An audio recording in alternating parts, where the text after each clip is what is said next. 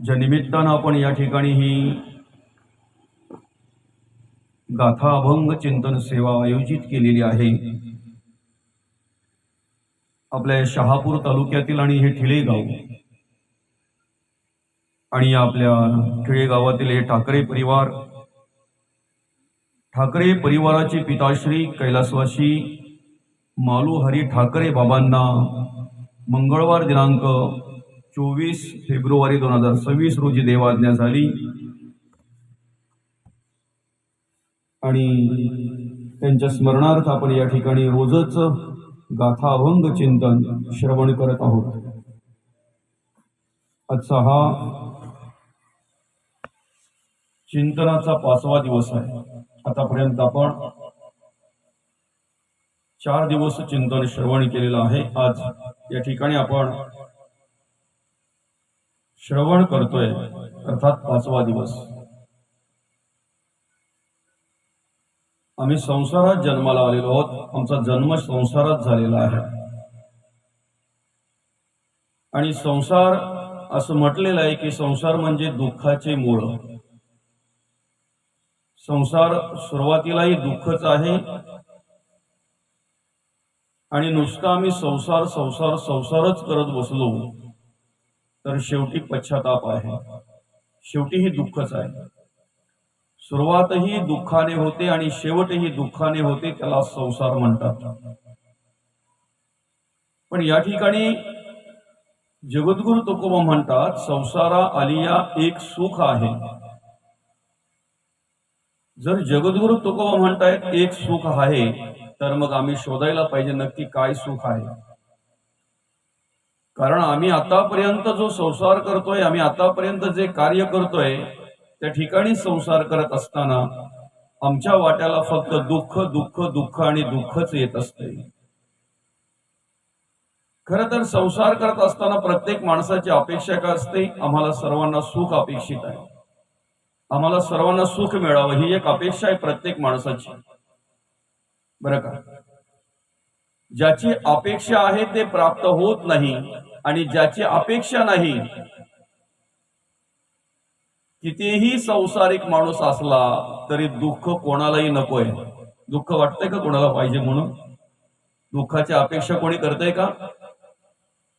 दुःखाची अपेक्षा करत नाहीत आम्ही, पण दुःख आम्हाला प्राप्त झाल्याशिवाय राहणार नाही। त्याला कारण आमचं संसारातलं जगणं वागणं, बरं का। संसारातलं आमचं जगणं वागणं। आम्ही संसार करत असताना काय होतंय माहितीये का? प्रत्येक गोष्ट आम्हाला प्राप्त झाली की त्याच्यावर आम्ही मी म्हणून शिक्का मारून टाकतो लगेच। माझं जे मिळालं ते माझं, जे आलं ते माझं, जे प्राप्त झालं ते माझं। आणि तुम्ही बघा, ज्या वेळेला एखादी वस्तू, एखादी व्यक्ती, एखादी गोष्ट आपल्याला मिळते ना, त्यावेळेला आपल्याला आनंद होतो, बरोबर आहे की नाही? एखादी गोष्ट ज्या वेळेला मिळते, एखादी व्यक्ती, एखादी वस्तू ज्या वेळेला आपल्याला मिळते त्यावेळेला माणसाला काय होतो? आनंद होतो, आनंद होतो। पण ती वस्तू, गोष्ट, व्यक्ती जर आमच्यापासून दूर झाली, बाजूला झाली ना, तर बाजूला झाल्याचं दुःख प्राप्त झाल्याशिवाय राहत नाही, दुःख प्राप्त झाल्याशिवाय राहत नाही। परवा एका दुकानामध्ये ज्या वेळेला गेलो की नाही पेन घ्यायला, बरं का माऊली, पेन घ्यायला गेल्यानंतर आता साहजिकच आहे, त्याला विचारलं दादा साधारणतः समोर जो लावलेला आहे, पोचलेला आहे, पॉकेटमध्ये बंद आहे, तो पेन साधारणतः कितीला आहे? आता वेगवेगळी किंमत असते पेनची, नाही का? वेगवेगळी किंमत असते। एक फेसबुकला आबा पाटलांचं भाषण ऐकलं, RR पाटील, आबा पाटील त्यांचं भाषण ऐकलं फेसबुकला। एक जुनी क्लिप होती ती, बरं का माऊली। कुठेतरी छापा पडला होता, गृह खातं त्यांच्याकडे होतं आणि ते कुठल्या तरी एका मोठ्या माणसाकडे, श्रीमंत माणसाकडे छापा पडला, त्याची बरीचशी संपत्ती त्या ठिकाणी मिळाली। बरंच सांगितलं त्यांनी, काहीतरी ती संपत्ती मोजायला 3 का 4 दिवस अधिकाऱ्यांना लागले होते। अधिकाऱ्यांना 3 का 4 दिवस लागले होते ती संपत्ती मोजायला। जे काही पैसे मिळाले होते ते. त्याच्यानंतर त्यांच्याशी संपर्क करत होते आबा, अधूनमधून संपर्क करत होते, काय मिळालं काय मिळालं, बरं का. त्यांच्या भाषणातून ते सांगत होते काहीतरी त्याचं ते टॉयलेट म्हणजे संडाचं भांड होतं ना, 80,000चं काहीतरी होतं, ते 80,000चं काहीतरी होतं. त्याच्या घरामध्ये पेन मिळाला, पेन 3,00,000चा पेन. म्हणजे आबा पाटील त्यावेळेला बोलले की मी पहिलीच वेळ ऐकलं की 3,00,000चा पेन पण असतो म्हणून, बरं का. आता मी आपल्या साध्या दुकानामध्ये जनरल स्टोअर मध्ये गेलेलो पेन घ्यायला, 3,00,000चा नाही. एक विचारलं त्याला तर म्हणे 60 रुपयाला पेन आहे तो, 60 रुपयाला पेन आहे. आता साहजिकच आहे, ज्या वेळेला आपण पेन दुकानदाराकडून विकत घेतो त्यावेळेला पहिले त्याला काय सांगतो, लिहून दाखव बाबा, बरोबर आहे की नाही. एक कोरा कागद घेतो आपण किंवा त्याच्याच बाजूला असलेली रद्दीचा पेपर थोडा घेतो आणि त्याच्यावर लिहून पाहतो. पेन त्याने काढला, तो बॉक्स होता तो फोडला, त्या बॉक्स मधून पेन काढला. म्हटलो काका लिहून दाखवा, लिहितोय की नाही बघा, बरं का. ज्या वेळेला त्याने तो पेन लिहायला घेतला ना, त्यावेळेला तो पेन शाई बठरली होती आतमध्ये, जाड झाली होती, तो पेन लिहिला गेला नाही, बरं का. आता त्याच्या हातामध्ये पेन होता, तो ओठवून पाहतोय, लिहून पाहतोय, लिहिला गेला नाही. मला सांगा दुःख त्याला की मला? दुःख कोणाला? त्याला की मला? त्याला, बरोबर की नाही. कारण आतापर्यंत ते पेन कोणाचं आहे? त्याचा आहे. मला दुःख नाही, माझं नाहीये ना ते. माझं असतं तर मला दुःख झालं असतं. हातात त्याच्या आहे, अजून मी पैसे दिले नाहीत, त्याचा आहे, त्याला लिहून दाखवायला सांगितलेला आहे, नाही लिहिला, दुःख त्याला आहे, त्याला दुःख आहे. दुसरा पेन घेतला त्याने, तो लिहून दाखवला, चांगल्या प्रकारे लिहिला गेला, त्याची किंमत होती 150 रुपये. 150 रुपये किंमत होती, तो लिहिला गेला व्यवस्थित, ठीक आहे चला, मी 150 रुपये त्याला दिले, पेन घेतला.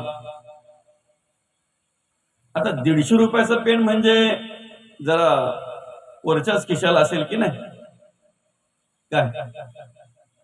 नुसते एखाद्या बाईने नवीन झुमके केले तरी तिचे कान हलतात, तरी तिची मान हलते. एखाद्याने जर सोन्याची चेन गळ्यात घातली तर 2 बटणं उघडी राहतात त्याची. 150 रुपयाचा पेन आहे, वरच्याच खिशाला असेल ना. तिसऱ्या दिवशी तो पेन माझ्या जवळून नकळत कुठे पडला काय माहिती, शोधतोय, नाही सापडत. आता मला सांगा दुःख कोणाला आहे? दुकानदाराला की मला? मला दुःख असेल, कारण तो माझा आहे ना, तो माझा झाला ना. आम्हाला संसारामध्ये दुःख का प्राप्त होतंय? जी वस्तू, जी व्यक्ती आणि जी गोष्ट आम्हाला मिळते ना, ती आम्ही माझी म्हणून स्वीकारतोय. माझी म्हणून स्वीकारली, आसक्ती निर्माण झाली, ममत्व निर्माण झालं की गेल्याचं दुःख आहे, हरवल्याचं दुःख आहे, आमच्यापासून दूर झाल्याचं दुःख आहे, बरं का. आणि म्हणून मग आम्हाला दुःख प्राप्त होत असते. प्रत्येक गोष्ट जी आम्हाला प्राप्त होते ना, घरादारापासून, माणसांपासून, पैशा अडक्यापासून, साधन संपत्तीपासून, जे काही असेल ते एकतर आम्हाला वंश परंपरेने मिळालेलं असतंय, एकतर आम्हाला वारस हक्काने मिळालेलं असतंय, किंवा आम्ही आमच्या मेहनतीने, आमच्या कष्टाने ते मिळवलेलं असतंय, कर्मयोगाने मिळालेलं असतंय, दैवकृपेने मिळालेलं असतंय. अशा अनेक गोष्टी आहेत. जे मिळतंय ते माझं कुठपर्यंत याचा विचार माणसाने केला पाहिजे.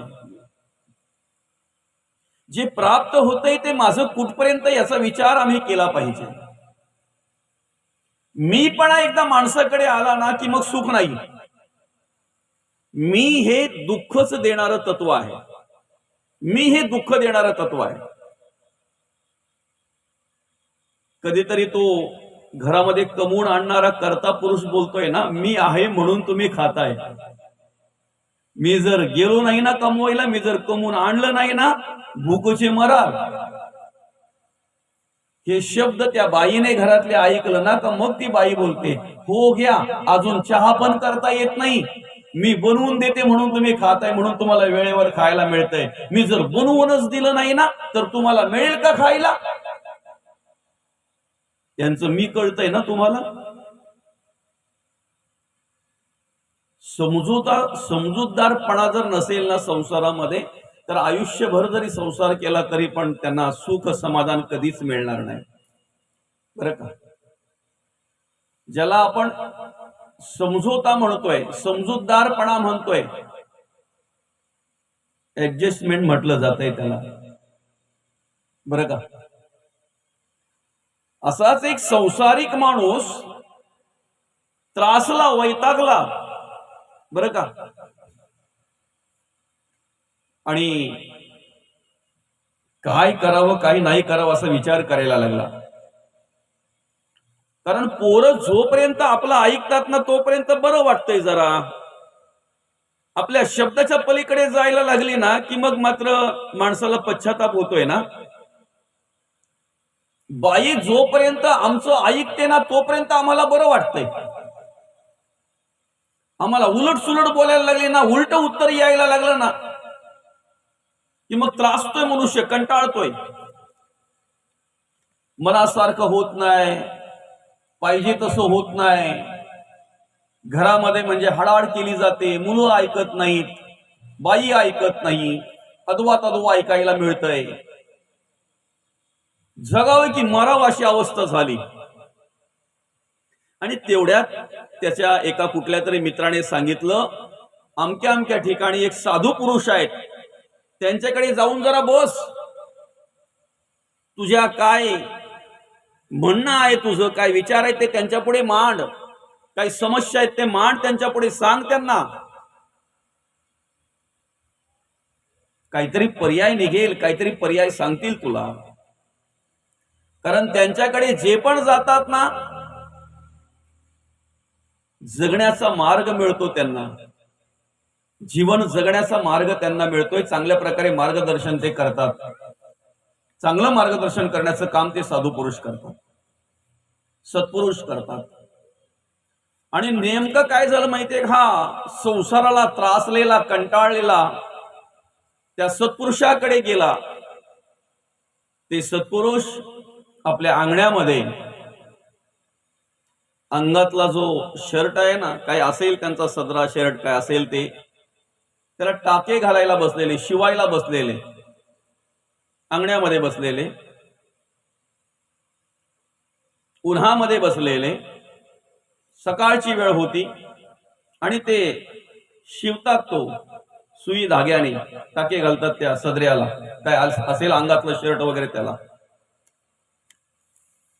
तेवढ्यात हा तिथे जाऊन बसला त्यांच्या बाजूला आणि नमस्कार केला, त्यांनी नमस्कार केला याला. आणि मग यांनी सांगायला सुरुवात केली, त्या सत्पुरुषाशी बोलायला सुरुवात केली, सांगायला सुरुवात केली त्यांना. संसार नकोसा झालाय म्हणे, काय करावं, जगावं की मरावं काही कळत नाही. मुलं ऐकत नाही, बाई ऐकत नाही, प्रतिउत्तर येतंय, काही ऐकायला लागतंय, अदवा तदवा काही ऐकायला लागतंय. जगावं की मरावं, नकोसा झालाय संसार, नकोस झालंय ते घर, मला नकोस झालंय. त्या सत्पुरुषाने ऐकून न ऐकल्यासारखं केलं आणि त्यांच्या बाईला आवाज दिला, अगं हे ऐकलंस का? आतून आवाज आला, काय म्हणता? बत्ती पेटवून दे ना जरा मला, बरं का. तिनेही शब्दही न बोलता घरात गेली, बत्ती पेटविली आणि त्या पतीच्या पुढ्यात आणून ठेवली. त्याने बाजूलाच ठेवली ती बत्ती आणि तिच्याच बाजूला तो काय करायला लागला, टाके घालायला लागला, शिवायला लागला तो सदरा. हा पाहणारा विचार करतोय की अरे मी कोणाकडे आलोय? सूर्याचा प्रकाश, उन्हामध्ये बसलेला माणूस, मला सांगा, जो माणूस उन्हामध्ये बसलेला आहे त्याला बत्तीचा उजेड काय उपयोगाचा आहे का? उन्हात जर बसलाय तर सूर्याचा प्रकाश बत्तीपेक्षा किती पटीने जास्त आहे ना. मग तरी या माणसाने का बत्ती आणली? बरं, मागितल्या बरोबर लगेच बाईने पण आणून दिली. असो म्हणे, जे काही असेल ते, पण मला माझ्या मित्राने सांगितलं इथे काहीतरी मिळेल, शिकायला मिळेल. आणि म्हणून पुन्हा त्याने सुरुवात केली सांगायला त्या सत्पुरुषाला. काय करावं, जगावं की मरावं काही कळत नाही. बाई माझं ऐकत नाही, मुलं माझी ऐकत नाहीत. प्रतिउत्तर येते, अपशब्द ऐकायला मिळतात काही वेळेला. माझं काही चालत नाही, घर खायला धावतंय, मला घर खायला धावतंय, काय करावं? त्या सत्पुरुषाने त्याच्या हाताला धरलं आणि त्याला सांगितलं, घरात या दादा, या घरात. ते दोघेही घरात गेले. घरात गेल्याबरोबर त्या सत्पुरुषाने बाईला आवाज दिला, अगं ऐकलंस का? चहा ठेव. कुठेतरी पाहुणा आलाय, बराच वेळ झाला आपल्याकडे आहे. पतीने आवाज दिलाय, चहा ठेव. त्या बाईचा आनंद गगनात मावेनासा झाला. कारण काही महिला अशा असतात की त्यांना पाहुणा आला ना घरी की आनंद वाटतो, आनंद वाटतो. अतिथी देवो भव, अतिथी देवो भव, देव आल्याचा आनंद त्यांना वाटतोय. काही महिला अशा असतात की घरात पाहुणा आला की मग त्यांची भांडी पडायला सुरुवात होतात. ती बात वेगळी आहे. काय त्यांना आनंद होतो की दुःख होतो ते पहा त्यांच्या वागण्यावरून, वर्तणुकीवरून. आणि मग काय झालं, आवाज दिल्याबरोबर त्या बाईला आनंद झाला. एवढा आनंद झाला, एवढा आनंद झाला की त्या आनंदाच्या भरामध्ये तिने तो चहा ठेवला. पाणी, चहा पावडर, अद्रक, वेलची, काय काय टाकू असं झालं तिला. चहा अतिशय सुंदर झाला पाहिजे, चांगला झाला पाहिजे, मस्त झाला पाहिजे, चविष्ट झाला पाहिजे, म्हणून काय काय टाकू असं तिला झालं. मस्त की चहा उकळवला, 2 कप भरले आणि आणून दोघांच्या हातामध्ये दिली.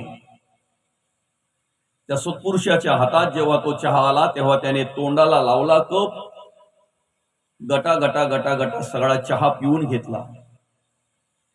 पण तो संसारिक मनुष्य जो आलेला की नाही समस्या घेऊन, त्या ठिकाणी त्याने जो कप तोंडाला लावला, पाहतोय तर चहामध्ये सगळं काही आहे.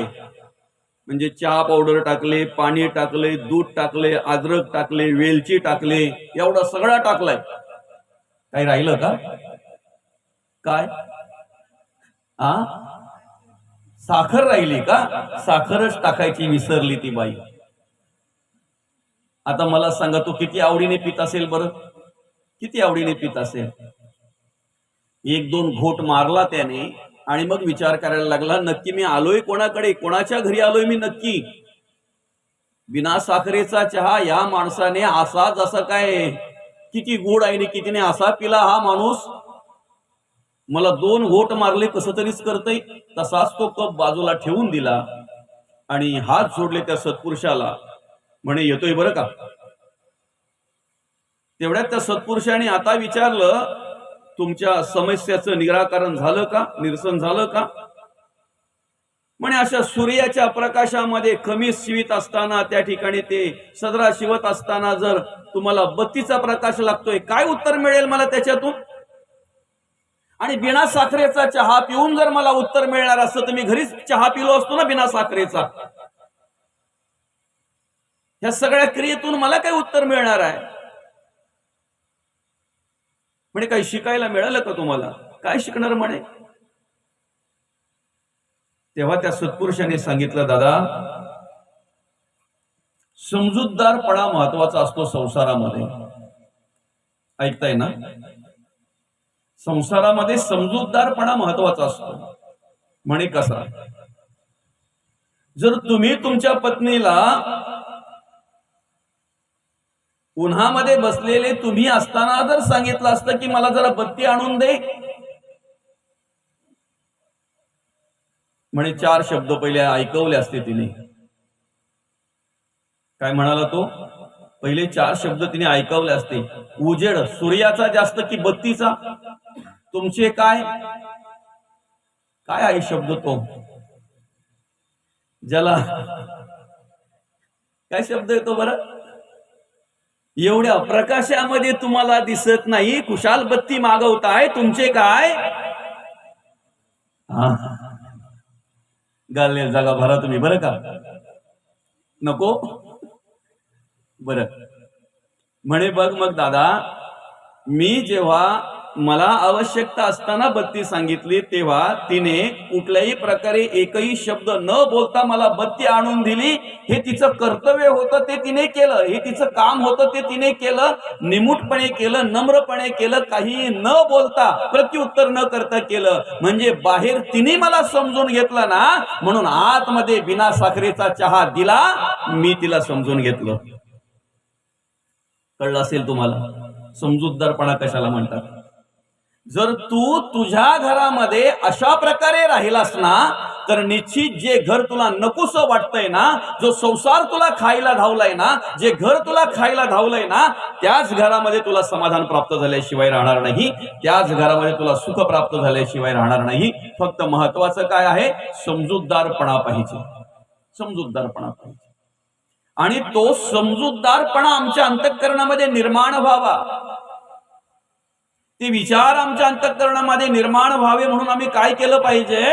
मग त्याचं उत्तर जगद्गुरु तुकोबा पहिल्या चरणामध्ये देत आहेत. ते मार्गदर्शन जगद्गुरु तुकोबा पहिल्या चरणामध्ये आम्हाला करतायत. काय म्हणतायत जगद्गुरु तुकोबा, संसारा आलिया एक सुख आहे. काय एक सुख आहे? एकच सुख आहे बरं का. काय सुख आहे? आठवावे पाय विठोबाचे. आम्ही काय केलं पाहिजे, विठोबाचे पाय आठवले पाहिजे. आम्ही विठोबाचे चरण आठवले पाहिजे. आम्ही विठोबाचं नामस्मरण केलं पाहिजे. आम्ही पांडुरंग परमात्म्याचं नामस्मरण केलं पाहिजे. आठवावे पाय विठोबाचे. मग त्याच्याने काय होईल, तर मग जगद्गुरु तुकोबा म्हणतात, येणे होय सर्व संसार सुखाचा, न लगे दुःखाचा लेश काही. आम्ही जर प्रत्येक कार्य करत असताना भगवंताचं नामस्मरण करत जर ते कार्य केलं, ऐकताय ना, आम्ही जर प्रत्येक कार्य करत असताना भगवंताचं नामस्मरण करत जर ते कार्य केलं, तर तो संसार नाही, संसाराचं रूपांतर परमार्थात झाल्याशिवाय राहणार नाही. संसाराचं रूपांतर परमार्थात झाल्याशिवाय राहणार नाही. आणि म्हणून मग आम्ही काय केलं पाहिजे, अखंड प्रत्येक कार्य करत असताना भगवंताचं नामस्मरण केलं पाहिजे. भगवंताचं नामस्मरण केलं पाहिजे बरं का. जे नातं आमचं आहे ना, ते नातं आम्हाला सांभाळता आलं पाहिजे. त्या नात्याप्रमाणे आम्हाला त्या ठिकाणी कार्य करता आलं पाहिजे. संसारात जो अधिकार आमचा आहे त्या अधिकाराप्रमाणे आम्हाला राहता आलं पाहिजे, त्याप्रमाणे कार्य करता आलं पाहिजे. आई वडील म्हणून जर आम्ही कार्य करत असू, तर आमचं कर्तव्य आहे मुलांना सांभाळणं, मुलांचं संगोपन करणं. पण मुलांना सांभाळता सांभाळता, मुलांचं संगोपन करता करता त्यांच्यावर संस्कार करणं आणि त्यांना मार्गदर्शन करणं हे आमचं कर्तव्य आहे बरं का. फक्त मुलांसाठी नुसती संपत्ती जर कमवत बसलो ना, आम्ही नुसता पैसा जर गोळा करत बसलो ना, संस्कार आणि मार्गदर्शन जर नसले, तर आमच्या समोर आमच्या संपत्तीचा, आमच्या पैशा अडक्याचा ती मुलं काय करतात बरं. कितीतरी ठिकाणी आपल्याला असं पाहायला मिळतंय ना, कितीतरी ठिकाणी असं पाहायला मिळतंय. आज तरुण तरुण मुलं व्यसनाधीन होत आहेत, बर्बाद होत आहेत, नको तो नाद लागून उद्ध्वस्त होत आहेत. कारण काय, कारण काय, 20-20, 25-25 वर्षाचे तरुण आम्हाला सोडून जात आहेत. 30-30, 35-35 वर्षाचे तरुण आज आम्हाला सोडून जात आहेत. कारण काय, आम्ही बाकी सगळ्या गोष्टींचा विचार करतोय, आम्ही बाकी सगळ्या गोष्टींचा अनुभव घेतोय, सगळ्या गोष्टींचा विचार करतोय, पण खऱ्या अर्थानं जे संस्कार पाहिजेत ना, खऱ्या अर्थानं जे मार्गदर्शन पाहिजे ना, खऱ्या अर्थानं त्या मुलांचं संगोपन करता करता, त्या मुलांचं सांभाळ करता करता त्यांच्यावर जे संस्कार केले पाहिजेत, जे मार्गदर्शन त्याला केलं पाहिजे, तेच आम्ही विसरलो जातोय, तेच आम्ही विसरलो जातोय. आणि म्हणून आई वडिलांचा कर्तव्य आहे मुलांवर संस्कार करणं, मुलांना मार्गदर्शन करणं, त्यांना चांगल्या प्रकारे शिकवणं, त्यांना चांगल्या प्रकारे सांगणं. कारण लहानपणी जी आपण शिकवण देतो ना मुलांना, लहानपणी ज्याप्रमाणे आपण मुलांना सांगतोय ना, त्याप्रमाणे त्यांच्यावर ते संस्कार होत असतात. त्याप्रमाणे तारुण्यामध्ये त्यांच्याकडे ती कर्म आम्हाला पाहायला मिळतात. मडक्याची माती जोपर्यंत ओली आहे ना, तोपर्यंतच तिला आकार देता येतो. एकदा ती माती सुकली ना, की मग मात्र आकार देता येत नाही, मग मात्र आकार देता येत नाही. सुकलेल्या मडक्याला जर तुम्ही आकार द्यायला जाईल ना तर त्याला तडा गेल्याशिवाय राहत नाहीत. म्हणून जोपर्यंत माती ओली आहे ना तोपर्यंतच तिला आकार दिला पाहिजे. आणि